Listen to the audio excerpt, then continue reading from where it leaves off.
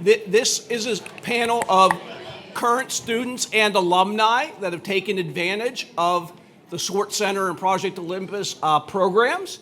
So what we're going to do to start off is we're going to have them introduce themselves, say what year they are or what year they graduated, and each of them is representing a program here. Many of these people have participated in multiple programs, so when we get to the Q&A as fast as we can for you to ask questions, some of these people can answer questions for multiple programs. We have 24 clubs and programs here at the Swartz Center. Every journey is different. You may take advantage of just one of those programs. You may take advantage of 20 of them. It all depends on what you want to do. So we wanted to give you the opportunity to ask questions of people that are relatively at your same time frame in the process and in the journey. Does that make sense to everybody? Okay, so we're going to try an experiment here. Behind the panelist is a new AI-driven tool to answer questions on the Swartz website. So you can go right to the Swartz website, look for Winnie the Pooh, right? Everybody knows who Winnie the Pooh is, right? Yeah, cool. And you can type in any question that you have, and AI by a CMU startup called Skill Builder will actually answer those questions, okay? So it's a demo. We might fuck it up, screw it up. But we're gonna have fun anyway, all right? All right, so we're gonna go down the panel. Again, introduce yourself, name, year from Carnegie Mellon program, and what you're here to represent. Wally, you are the man. All right, thank you, hello. Can everyone hear me? All right, dope. All right, so my name is Wale Idowu, CTO of Toys Electronics, one of the Swartz Center garages here. I'm ECE class of 2017, but I also have my minor in Tepper. Dave was actually my professor, and I'm right next to him, so awesome to always see him. And also ideate for, Entrepreneurship for Creative Industries. So yeah, check us out. Great to be here with all of you. My name is Clark Haynes. I'm the founder and CEO of Velo AI, which is a Pittsburgh-based startup making bike safety tech. I was a 2008 PhD grad, and I think one thing I'll say about the ecosystem then in the 2000s is that almost none of this existed. So I think it's fantastic to see all of you here today. I am here representing VentureBridge. Velo went through the VentureBridge program a year ago. Thank you. Cool. Is this one on, potentially? Okay. Hi, everyone. My name is Yara. I am a fourth semester Scalable Systems, Software Engineering Scalable Systems student, so I'm still in the program. And I'm here to represent the Corporate Startup Lab project course. And yeah, excited to be here. Happy to answer your questions. Hi, everyone. I'm Nate, MBA, class of 2025. I am here to represent the Swartz Fellowship, and I am also working out of a garage on a startup. I'm Jack, class of 2022 from the MBA program. I'm here representing Entrepreneurship through Acquisition, currently working at a company from Professor Len Carrick, who teaches all this. Can't hear me? Turn the mic on. Turn it on. All right. Test. We'll just share. So Jack Boyle, Tepper, class of 2022, here representing ETA, Entrepreneurship through Acquisition, currently working at a coffee roaster ran by Professor Len Carrick, who runs that program. Hi there, my name is Emily Torrialba. I'm a second year MBA, and I'm here representing the Corporate Startup Lab Fellowship and also the Swartz Fellowship. Hi, I'm Kevin Dye. I was a PhD student in mechanical engineering until last August, and then switched over to a postdoc role, and I'm here to represent the Innovation Commercialization Fellowship. What's going on, guys? My name is Logan Nye. I am a second year Master's of Computer Science here, and I am also co-founder and CEO of Galen Health. We're one of the garages here.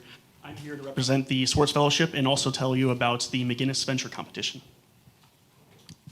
Hi, everyone. My name is Maximilian Abasiolu, class of 2023. I got my master's in ECE and engineering management here. Currently the founder and CEO of Lead and Record Co. And what we do is we make a robotic process to manufacture and distribute vinyl records. Here to represent Project Olympus, and like what Dave said, a lot of people here like do multiple programs. I also did the CSL fellowship during my time here. Super. Thank you all for introducing yourselves. I'm going to just kick it off with a question or two to get going, and then we're going to turn it over quickly to you all because you know what you want to learn. But one of the programs that we have is called the Swartz Fellowship, and it's only for graduate students. And since this is a graduate student audience, I'm going to ask Logan to go and talk a little bit about what the Swartz Fellowship is and how you take advantage of it and how it helped you. Yeah, so the Swartz Fellowship is, like Dave said, for graduate students who are entrepreneurial minded. If you have plans to start a startup, or if you want to just simply learn more about it, I would encourage you to apply. It's got all sorts of benefits to it, but the biggest benefits that I saw personally was one, meeting like-minded people. That's it. Other graduate students who want to start startups, right? It's kind of a lonely road if you want to start your own venture, but if you're around people all the time that have the same mindset as you, you kind of just buoy each other up. And then the other big perk is the trek that you go on every January. So in January, you go on what's called the Swartz Fellow Trek. You go to Silicon Valley, you spend a week there, going to networking events, meeting all sorts of people in the Bay Area, and establishing connections and relationships so that when you eventually start your own startup, if you want to go out there, if you need to raise seed capital, anything that you need to, all the relationships that you need to get started, it helps boost those from the very get-go. So it plants those seeds early, helps you to take off. Great, thank you. Does anybody else want to add to that? We have multiple Swartz Fellows on the panel.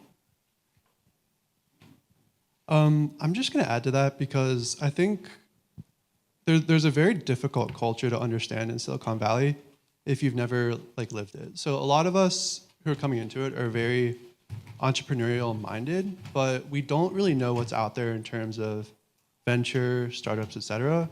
For me, I think the biggest benefits are not just the network, which is significant, but also kind of how it realigns your thinking, and how you start to think in terms of the way venture investors do. And then another benefit that I've experienced is there's just a wide range of Swartz Fellows that are alumni. So I'm able to reach out to people as a current Swartz Fellow and get time to just hear their insights and build my network. So that's also been a huge benefit, is that access to the alumni network and that kinship. Great, thank you, Emily. One of the cool things is the really different backgrounds that we get from people when they come here to Carnegie Mellon. Logan, what was your degree before you came here? I am a medical doctor, so I'm just a giant fat nerd. I decided I didn't have enough school after medical school, and then came here for a master's in computer science. Yeah. I know we have unique people like that here all the time, and I think that's what the value of a Carnegie Mellon education is, right? Don't worry about those damn grades, okay? There's two things that are important. You should worry a little bit. I found that out. No. They want your check more than they want to kick you out. Two things matter. One of them you already did, which is getting in. The other thing that matters is getting out. Nobody asks you what your grades are. Nobody. They know that you worked hard here. They know that you're the best of the best when you come here. So I'm not saying don't go to class and do the work. Go to class and do the work, but don't worry about the grades. What you should worry about is exactly what Emily said. Meet people, network your ass off. Look around this room right now. Your co-founders here. Your employees are here. Your customers are here. Your suppliers are here. Your investors are here. Really, really important. So the next thing that people want to know is about working at the Swartz Center or working at Project Olympus. Wally's done both. So tell us a little bit about what it takes to get into these areas. Oh, yeah. So I guess for me, it started at Project Olympus back when I was still a student. Went through multiple programs there. We went through back when they had the Spark Grant. I actually took a lot of entrepreneurship classes as a student. So while you're a student, definitely get in. Took classes under Dave, was an incredible mentor, and love being right next to him, like I said. Always can ask my questions. I I think one, staying engaged in entrepreneurship. I've been there since we did Peer Pitch and Pizza. I think if some of y'all were here during the summer, I was there during the original class. Even during COVID, we did iCore with Melanie, doing customer research, which helped us tremendously. Down events at the Swartz Center when it was just opening, building out our product, what we're doing, because for us, we gamify education and find talent through that for the future of work, using gaming to judge your skills in AI tools. But we did our first, programs, some of our first programs here. Definitely keeping in touch, building that from the NSF iCore research. We were 2 times semifinalists in BNY Mellon's competition, if people know about that. I have a question for you as you go through that. So you worked at Project Olympus, you worked in here. Yeah. When you applied to work here, did it take a semester to get in? Did it take a year? Or did it take 24 hours? Oh, no, it was super fast. I see what you're saying. No, it was super fast. And I appreciate that. I think one thing here, don't be a stranger. Definitely be engaged. Even if you're not one of the garages, they definitely have tables here. They have a lot of support, and making sure you are familiar to Meredith and Melanie and everyone. Making yourself known and showing that you are truly dedicated to it will definitely help you. And it's an incredible space. There's always incredible events in both Project Olympus and the Swartz Center that you get to be a part of. Sometimes a lot of investors from all across the planet, and I'm just like, oh yeah, my startup is just right there, just in case you want to say hi, because I'm already here. And it's an incredible resource. Super. Thank you, Wally. Appreciate it. Now, our goal today, as you probably remember from Emily's introduction, is we want to cure you of a disease called working for the man or the woman, all right?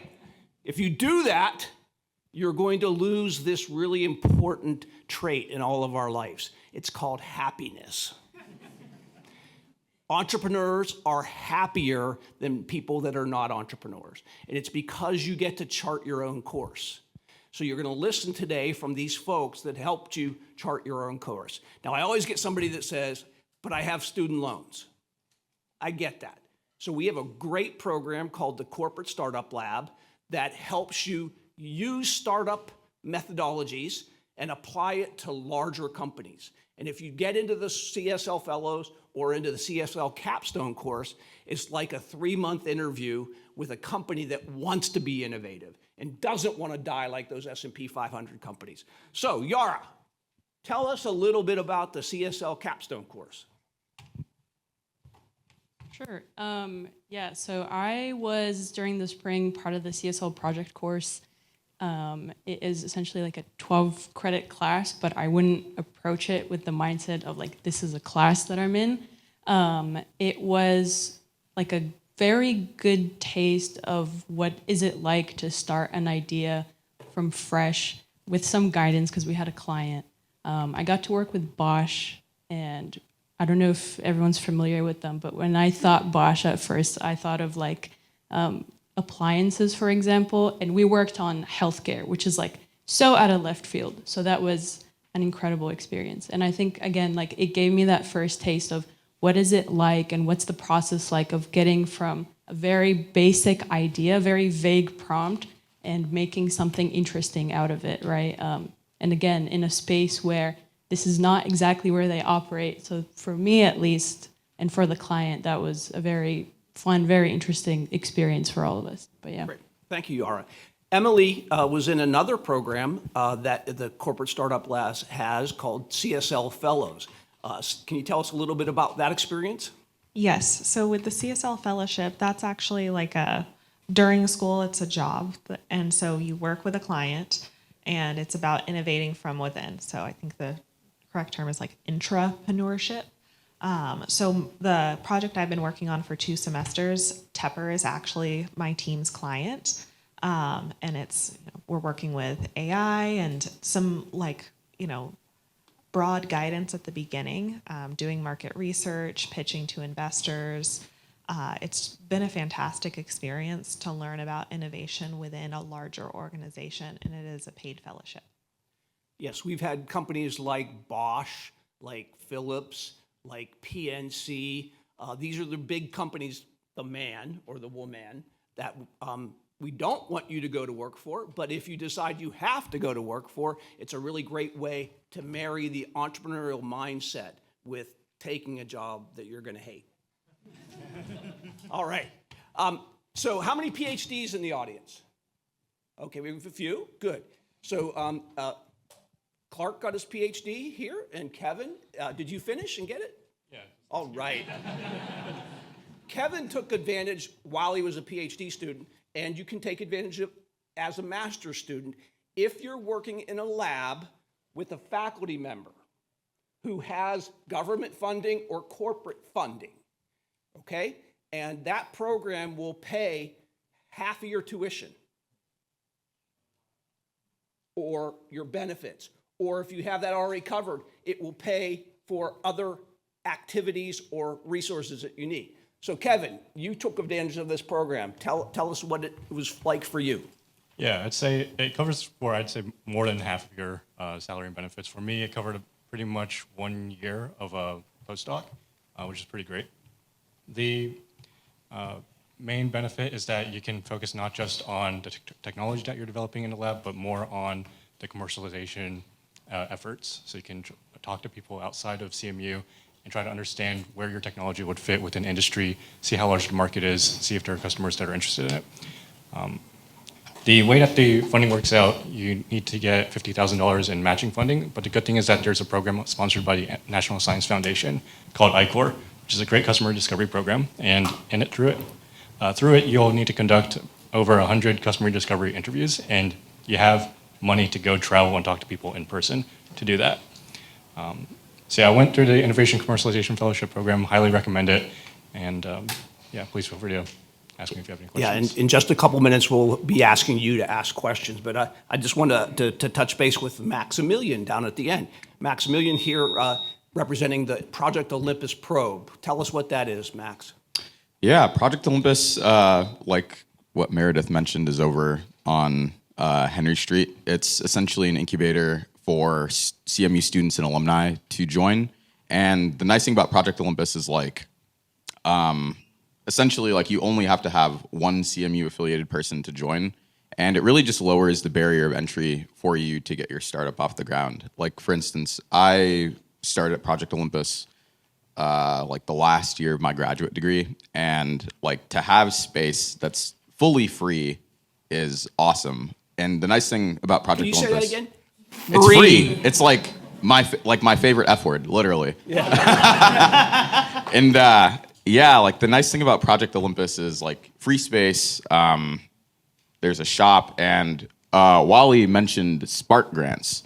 The nice thing about Spark grants are like once you're embedded in the Project Olympus ecosystem and you know the problem that you're working on, Spark grants are there to like help you go further in the commercialization of what you're doing. So for instance, I applied for a Spark grant for Lead-In, and we used that to build our first prototype and throw an event down at South by Southwest.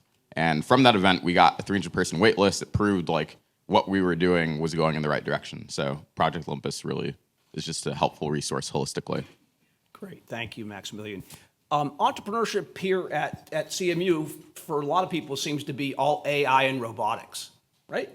That's what we're good for. Did you guys know AI was invented at Carnegie Mellon? Yeah. Herb Simon won the Nobel Prize, and Alan Newell won the Turing Award. Our robotics building is called Newell Simon Hall, right? Yeah, so it's been a great place. Red Whittaker, have you heard that name, some of you? Yeah, Red Whittaker made robotics real, took it out of science fiction. In 1979, there was a nuclear accident near Harrisburg, Pennsylvania called 3 Mile Island. His remote control robot saved lives because it went in after the accident and cleaned up the radiation. All that happened here. And we have really cool startups like Duolingo, right? One you're going to hear about today called Moonwalkers, Shift Robotics. But there are other ways to do entrepreneurship. And we have a program called Entrepreneurship Through Acquisition that Jack mentioned before. And I'm going to let Jack tell you a little bit about what that is. Yeah, so ETA is not like a startup. It's like private equity, but without the bad vibes. So it's anywhere, so small businesses anywhere from like 5 million in revenue up to 20 million in revenue. Basically, you want to have like 20 employees. You know, reoccurring revenue is really important. It's like the number one important thing. But, you know, there's a lot of old business owners out there ready to retire. They don't know who they want to sell their business to. Could be you. And so I got very involved when, I don't know if Dave gave his Dementor speech, but he used to give a speech about, instead of the man, the Dementors, sucking your souls. Oh, yeah. And it scared me, and scared me straight into ETA. And I was really young at the time, still pretty, I'm on the sunny side of 30 for a little longer. But got really involved in school, did a ton of unpaid internships, paid internships, ton of networking, and ended up at a consulting firm after graduation, but continued the path and currently operating a coffee roaster up in Grove City, and there's a big candy distributor packaging company as well. A lot of entrepreneurial problems, having to split a company and deal with customers who won't pay you, and all the rising coffee prices. They're up 50% year over year. So yeah, got to deal with all those challenges, but it's real experience, and experience that you don't get working at a consulting company. Yeah, we have a network of investors that will invest and help you buy those companies too. Oh yeah, it's way easier to get money for that. As the federal government will give a U.S. citizen up to $5 million to invest in a business. So Yeah. that's pretty sweet. Jack is my straight man, so I'm going to go down that path that he was leading me. Why the hell would you want to work for a soul-sucking consultant? Or an evil tech monopolist? Right? Or a bean-counting banker? Right? When you can work for yourselves. Why work for some random person and be their bitch? That's what you're going to do if you take a job. All right? So if you want to be an entrepreneur, you've heard about all these programs. There's two more that we're going to talk about and then turn it over to you all for questions. One is the McGinnis Venture Competition, where the winner in the graduate division gets $25,000 to get your company started. And when you graduate and you are an alumni, whether you're alumni 1 day out or you're an alumni 60 years out, we will invest in you. My favorite story about one of our startups here at the Swartz Center is Alan Frank graduated, wait for it, in 1957 from Carnegie Mellon. Think about that, 1957. Who's math major? Anybody? 90 years old. This is for life. That's why we do it. So, Logan, you're here to represent McGinnis. We have other people too, but why don't you tell us a little bit about that? Yeah. Better? Nope. Okay, there we go. McGinnis Venture Competition. So you're going to hear about all sorts of programs. I mean, you've already been just waterboarded with different programs and clubs and stuff that you can join. McGinnis Venture Competition is one that you'll hear about repeatedly through the year if you're active in the Swartz Center. It's timed for the springtime. So basically, if you start working on your startup now, you get ideas about what you want to do. You can find a co-founder, and little by little, you prepare for this big grand finale in the spring.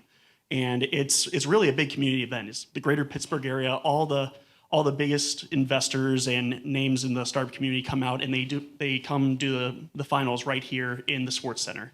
It's a great opportunity to not only win some cash, like Dave was saying, but really to hone your idea as well. If you're thinking about starting a startup but you don't have anything planned out, you're in a good place.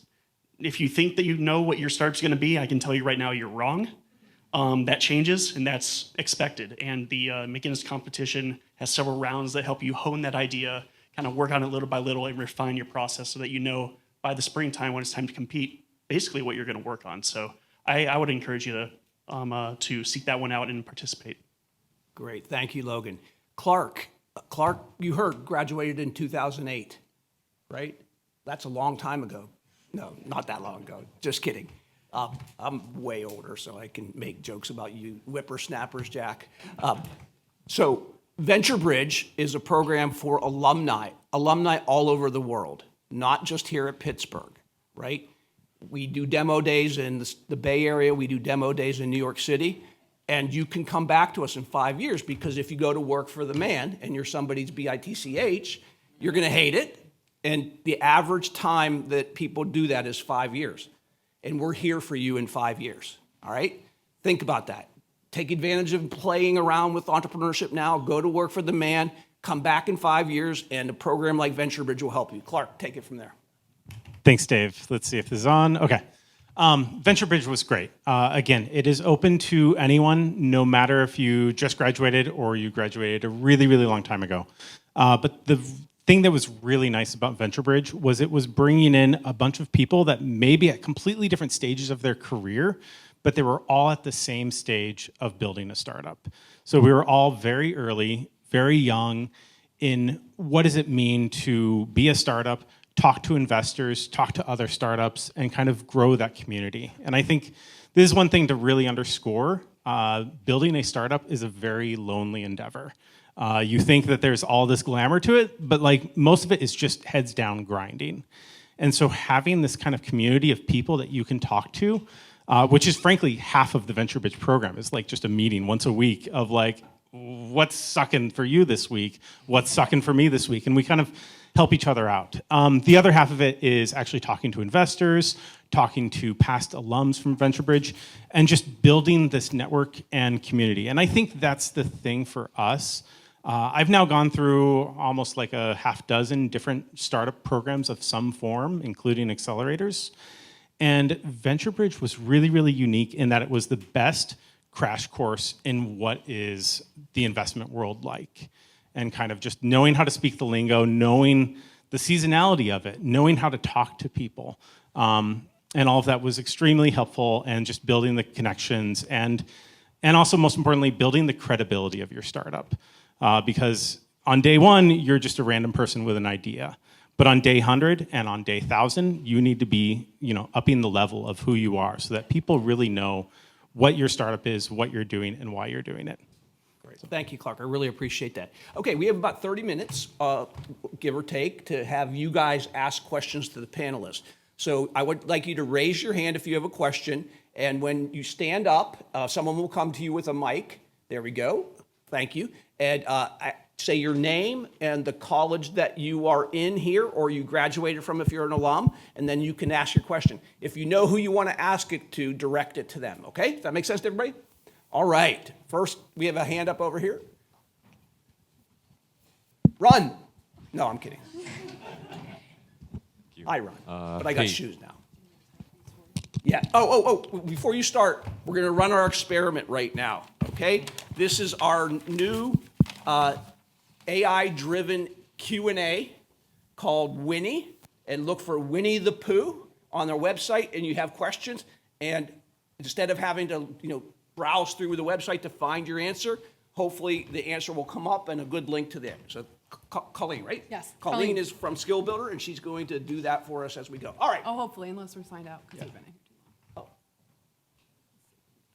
All right. Go ahead. We'll start. Yeah, go ahead. Yeah, I'll get it figured out. Yeah, thanks for all the info, guys, by the way. I'm Shubham. I'm from Heinz College MISM program. I wanted to know how I could get into venture capital and how the Swartz Center can help me break into the world of VC. I can answer that question. First of all, venture capital is a tiny industry. It's not big like social media or like robotics, right? It's a tiny industry. It's really, really hard to get into. However, a lot of the venture capital firms that are in the West Coast or on the East Coast like to get scouts. And you're going to meet some of those scouts today. You're not going to actually participate in the investment process. You're there to help them find either startups or talent here at Carnegie Mellon, but that's a way to lean in. We have an undergraduate club called Scotty Ventures. Scotty Ventures is focused solely on investing. But within the Graduate Entrepreneurship Club, they have things like the venture capital investment competition that they run. So Nate, could you say just a couple words about that? I know he's from the GEC, so. This works, right? Okay, cool. Yeah, so as Dave said, there's something called a venture capital investment competition every year. It's run at both the graduate and undergraduate level, and through that process, you get to basically go through investment selection, deal due diligence, and you get judged by real VCs. So it's actually a pretty good networking opportunity in that way. Beyond that, the Swartz track, you also meet quite a few VCs. But what I think I would probably emphasize the most, so venture capital is a very desirable industry for a lot of reasons. Like you get to work with really cool founders every day. You get to make big decisions. You get to drive change in the world. So a lot of people want to get into it. And I think when you're thinking about trying to get there, first start with not how can the Swartz Center help me get there, but how can I do it? You know, it's a lot of like really cold, aggressive outreach. And I think Julie actually, one of the other Swartz fellows ended up interning in corporate venture for the summer. But yeah, it is a long process. Go ahead, Logan. I am not involved in venture capital, but one of the things I would tell you is if you are interested in something like venture capital, like Dave was saying, people who invest know CMU is a hotbed for the next big things that are going to be coming out. You saw Melanie's infographic about CMU kind of climbing the ranks, and I would say that it's probably trending faster towards the biggest unicorn producer in trajectories. So people know that, and they send people here for career fairs. Like I think, correct me if I'm wrong, this week we have a career fair that's going to be going on. 2 weeks from now, 24th. And right here, it'll be in this building. Yeah, so Andreessen Horowitz sends out people to come meet people like you, all sorts of big tech investment firms and VCs. They send people here because they know that you're going to be well connected to the next Mark Zuckerberg, for example. So I would go to those fairs, and you'll be able to meet people and shake hands. They'll know your face. Sure. Thank you so much, everyone. Clark, did you want to say something? Yeah, I was actually going to say one more thing on the VC front. From the startup perspective, the most valuable VCs are the ones who are actually operators of startups at some point in their career. So I would actually give the advice, don't go work for the man, because the VC is also the man. Do a startup. Do it for a while. Learn, succeed or fail, it doesn't matter. It's all about the learning. And then break into VC is my personal advice.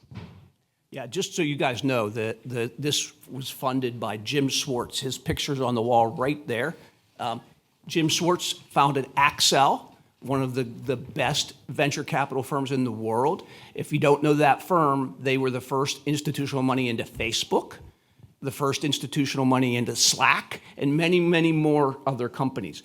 We have that network of people in VC. We can connect you, but it's really, really difficult to get jobs there.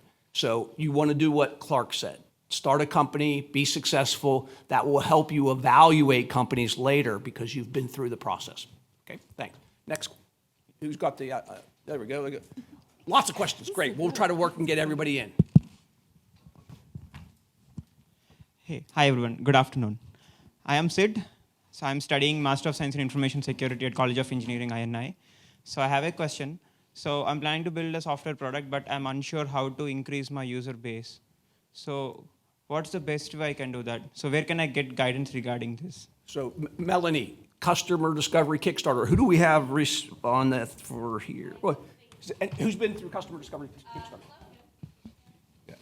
Yeah, so Project Olympus does customer discovery, and basically what that is like a 1 month long boot camp to flesh out your idea and make sure that you're actually solving a problem that is that people want, for example. If you build something that you find is interesting, that's really cool, but it doesn't mean everybody else is going to find it useful. So customer discovery is kind of reaching out and to those users individually and making sure that your idea is vetted and finding potential users. Okay, thank you. Nate, did you want to?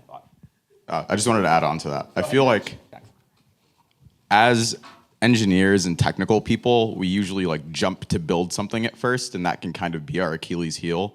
So before like actually building something, along with what Logan said, you want to figure out how you're driving value, what kind of problem you're solving. Because if you're like an engineer, you're going to be inclined to build something, and then like you go down a rabbit hole and you're not necessarily solving anything.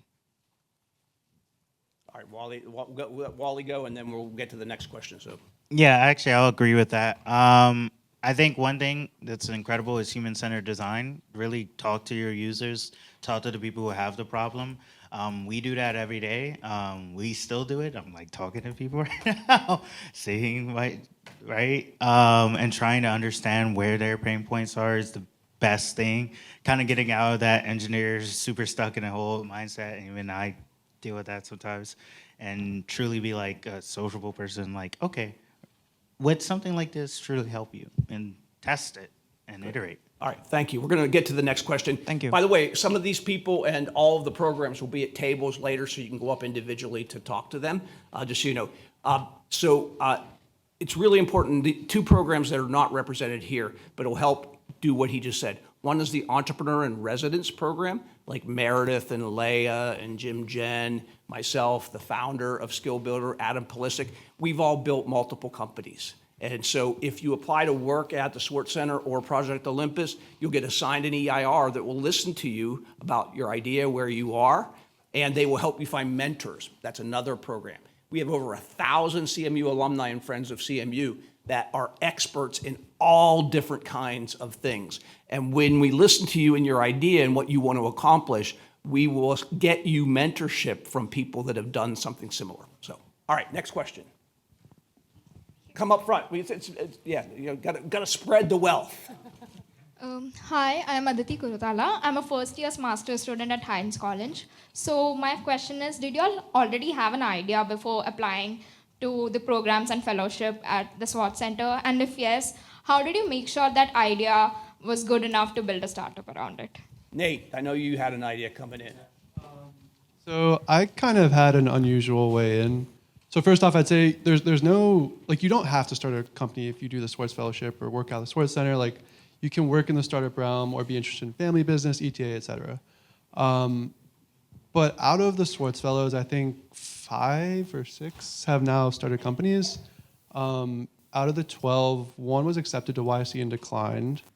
1 was accepted to Techstars and is doing it, and 1 raised an angel round. So that's all to say, there's a lot of different routes in. I think most people don't start working on their idea, or at least the right version of their idea, until after they've gotten here. So I came in with an idea. I built something. I had the build it, if you build it, they will come mentality that I think somebody else just mentioned. And I pivoted really, really hard multiple times. So short answer, no, you don't need to have an idea. Oh, yeah. Okay. Go ahead. Oh, yeah. So I was going to say, yeah, even for me, came in with an idea. Actually, right before CMU, I was on CNBC pitching my idea in Silicon Valley. But for me, as time grew, I pivoted a lot, and that's a big thing about entrepreneurship. You will pivot. For me, the end goal still was to show that there are a lot of people with high potential and high untapped talent that just need the right resources and opportunities.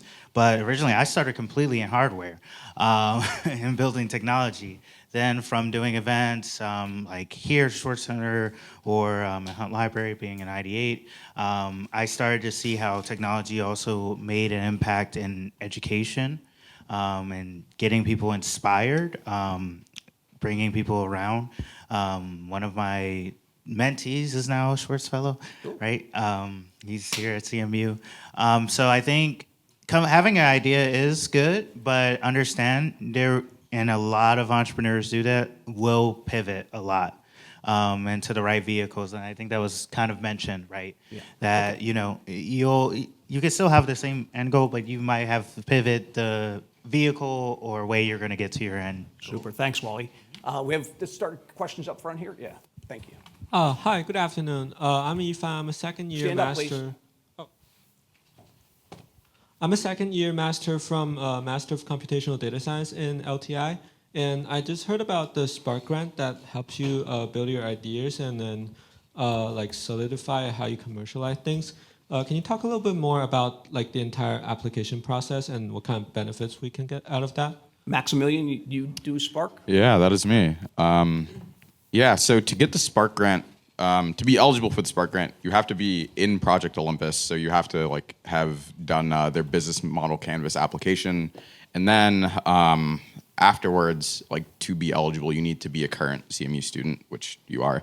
And with the Spark grant, you can get up to $3,000. That was the same amount that I got for us to build our prototype and go to South by Southwest. It really goes a long way. And in the initial meeting, you meet with Melanie, who's back there, and you pretty much just like budget out what you would need that money for. And really the main thing is like not getting the money, but seeing how the money will accelerate you towards a certain goal. So. Now, if you can look at the screen behind you, Colleen has been typing in every question that you've asked and see that you can get those answers really quickly. I know it's hard to see, so we're not expecting that, but we wanted to show you that there's a really simple, easy to use way to get all of these questions answered. And if you don't get an answer, you can come to us at the Swartz Center or at Project Olympus, and we'll talk with you one-on-one. All right, next question. Hi. We're going to give some love to this side of the room next. All right. Hi, I'm Laurie. I'm the first-year graduate student from Heinz. I'm considering applying for the fellowship. So my question is, I have no prior experience in starting business. So what are they actually looking for in the applicants? Which fellowship are you applying Swartz for? Fellowship. Swartz Fellowship, Yeah. okay. Emily? Yeah, I can speak to that. Can I get a, there we go, okay. So I also didn't have a lot of previous experience. I like had a little bit of experience with a startup, but what they're looking for is really someone who's very passionate and very invested and like, you know, spending your energy during grad school on startups and in that ecosystem. And then also just participation in general at the Swartz Center here. That goes a long way, making those connections, networking, going to Connects events that happen multiple times a week here. And then there was like 2 letters of recommendation and a written essay that we used in our application. So that's kind of like how the application was structured. And they're really just looking for a passion and a commitment to startups. And so you don't need previous experience. Great, thank you. One of the things Emily mentioned that we're not showing today is the Connects workshop series. Many of you can't take classes because you can't fit them into your schedule, but every Tuesday, Wednesday, Thursday, we bring in entrepreneurs and experts to talk about all of the things that you need to know, from our first one, which is next Tuesday, on design thinking. How do you use design thinking in the early process to make sure you're building the right thing for the right customer, to design for manufacturability, to legal issues like how do I start a company and how do I register it, or how to, as a foreign student on an H1 or on a visa F series, is it called F? Yeah, F series, how do I get an H1B or how do I get an O1 visa? So we teach you all of those things. So take advantage of the Connects workshops. They're on the website, and there's a flyer out front. All right, next question. Can we give some love to this side of the room? You're going to get a workout today. Huh? What's up, everybody? Claudie Pierre, Eat Initiative. I'm building something around food security, so a digital ecosystem around food and how to navigate logistics of getting food security to people. Anyway, long story short, how do you decide? Because I feel like when you go to VC route, you kind of are not, I don't want to use the word slave, like you're kind of like. Yes, use it. Okay, I'm just saying, you know what I mean? Like once you go to VC route, it kind of like, now you're like stuck. You know what I mean? Like this person is down your throat. Yeah, you know. And then there's the grant route, but it requires so much. I've been doing this for 24 years at this point. Oh, wow. So like, it's like, do you really have the time to like be scrutinized for every single second? So how do you decide which route you will really want to go, or do you go hybrid and, you know, like kind of like, because it's like you need time to get money and you need money to get time. So it's just like, which one came first, the chicken or the egg? That's why Meredith showed a guy getting punched in the face, right? I mean, it is hard. My favorite quote about entrepreneurship is insane perseverance in the face of constant rejection. Insane perseverance in the face of constant rejection. So you need to talk to Leah Lizarando. She built 412 Food Rescue, so it's in that space. Yeah. She's an entrepreneur in residence here. So if you want to do something social impact, We have people that can help you. Did someone want to take Clark? We both can Yeah. do it. All right. Go ahead, Clark. Yeah, I mean, like tons of resources are out there. So I think the biggest thing is delay that decision as much as you can, because you're right. Once you take a VC check, it starts a treadmill, and they're expecting their 10x, 100x, 1000x, and they're asking you when's it going to show up. So figure out ways to delay that. There are many different ways to delay that. One way is to start a company in your 40s rather than your 20s. That's what I did. That can give you, a little bit of runway that maybe you wouldn't have fresh out of college. Other ways are things like investors or pitch competitions where you can win money or win investments. So I know that there are a lot of people in this room and a couple current semifinalists of Upprize, I believe Galen Health and us, and you were previously. Great resources there. There are other resources, pitch competitions, which will give you free money. Beyond that, for social impact, I will give a shout out to the RK Mellon Foundation. They run a competition and they do individual investments that are focused on social impact. And they've been a great early investor. They were our first check because they believed in the safety impact of what we were doing and how that could lead to great things. And, with any investor, this is going to be a 5 to 10 year relationship. And if you can look at it that way, that's great. If you're looking at it in terms of, okay, how's the clock doing until your next raise in 18 months? That's going to put the wrong kind of pressure on you as an entrepreneur. So 1 second, RK Mellon, Carnegie Mellon, coincidence? No, I don't think so. Wally, keep it short, bud. Oh, yeah. So also RK Mellon, project-related investment, great. Also a part of IW and Alpha Lab. I think really understanding that it is a two-way street. So with venture capitalists, they're literally trying to get their LPs, the people with the money in the fund, their money back in 10 years, right? And usually from when the fund starts. So understanding that relationship. Definitely grants for us. We've even applied for NSF because we have a lot of research done on our back end of like, how do you actually train Gen Z for the future of work? What are the proper resources, equitable AI? We've looked at like it from a research standpoint and talked to professors here from that. So there's a myriad of ways, and this is actually something someone from A16, Kofi, who's a CMU alum, said like, there's a lot of ways to get that amount of money that you need, not just having to give up a large equity of your company and then being on that fast track. Yeah, I think Wally, we're paying going to attention get to the next question because we got a lot to get through. Just one last point on that. The best financing for your company is selling your product to a customer. That is the best financing for a company. It's called bootstrapping, right? And bootstrapping is what you will do at the beginning anyway. But if you can bootstrap your way to profitability, you don't become a slave to the man or the woman. All right, next question. Hello, I'm Sushant. I'm pursuing my master's in Engineering and Technology Innovation Management from the College of Engineering. I have a question related to ETA, entrepreneurship through acquisition. So while I was planning to pursue a career in ETA, and while I was researching about it, I've seen that it is a popular career choice for MBA grads. So how difficult or easy would it be for a non-MBA to pursue this stream, and also for an international student like me to pursue this career option in the United States? Gotcha. So in terms of, I guess, the first question, so it's anyone can do it. You don't have to be an MBA grad. You don't have to go to college. It's really step one, go talk to a bunch of business owners and express your interest that one day you want to own and operate a business. And you plant the seed. And they're like, maybe that guy. But you have to like talk to a bunch of business owners, do a bunch of outreach. That's really step one. And then step two is you have a great business that you're going to take over, or maybe it's not a great business and you get a real good price. But you have cash flow, which is something most startups don't have. So you have cash flow and you can then take that and grow it. But in order to get into that space, it's really just developing a thesis on where you want to get in. There's many different ways to get in. There's accelerators like Next Gen Growth Partners, and I'm blanking on the other guys out of Boston.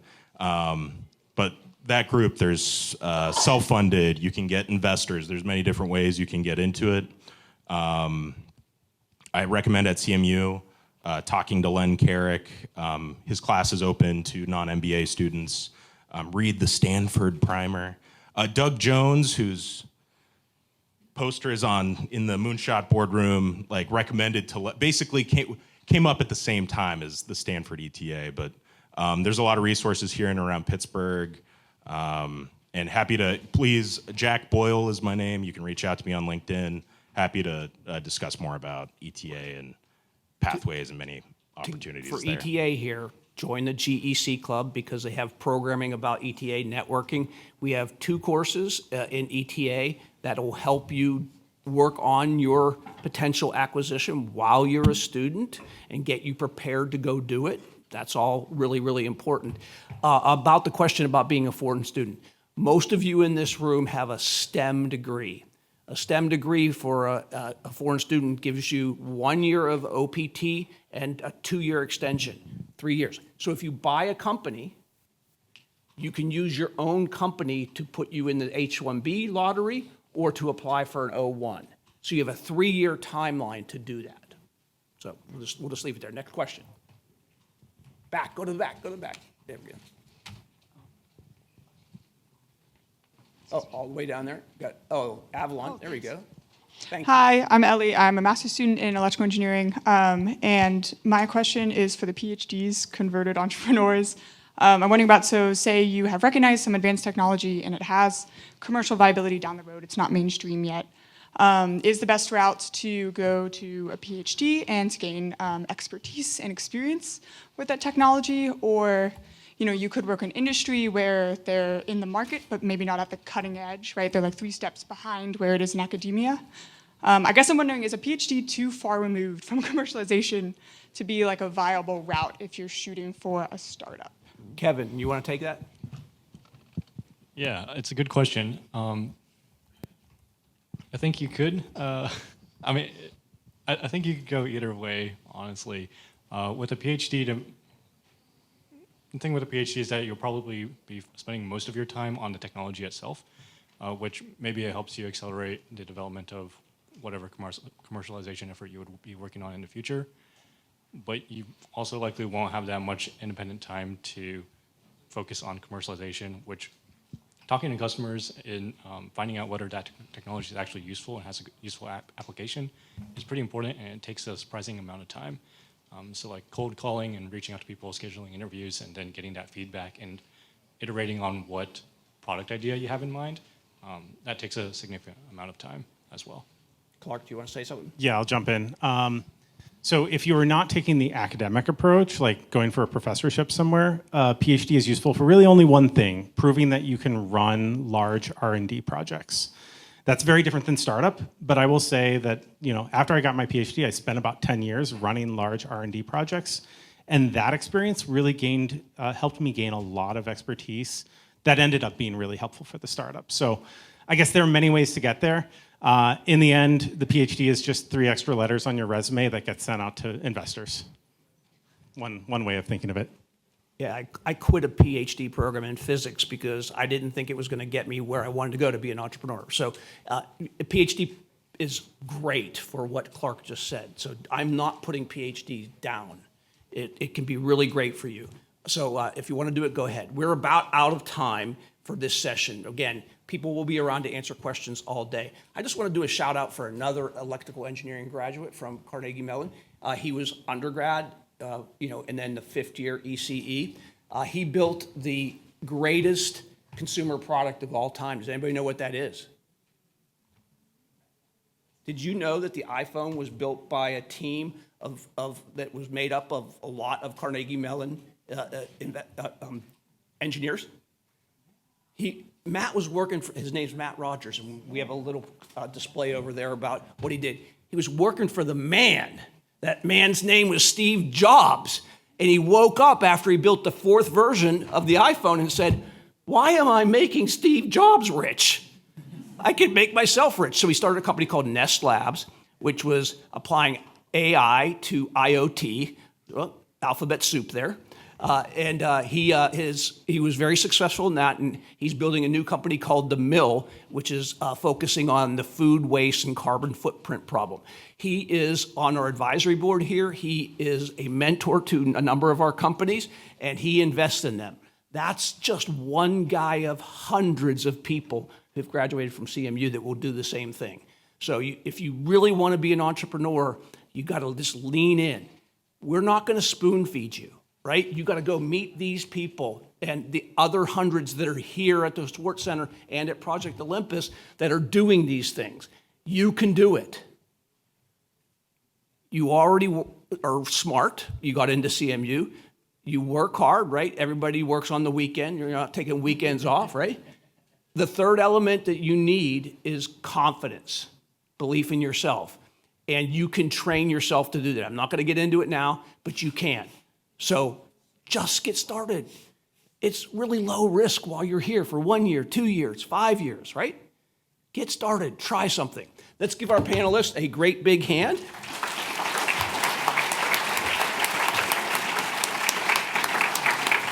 We're going to take a 5-minute break, and we're going to come back here in the room, and we're going to get the Graduate Entrepreneurship Club and 99 Tartans, our venture capital angel investing group, to talk about what they're doing as well. 5 minutes. Bathrooms are that way, food's that way, and we'll see you back here in 5 minutes.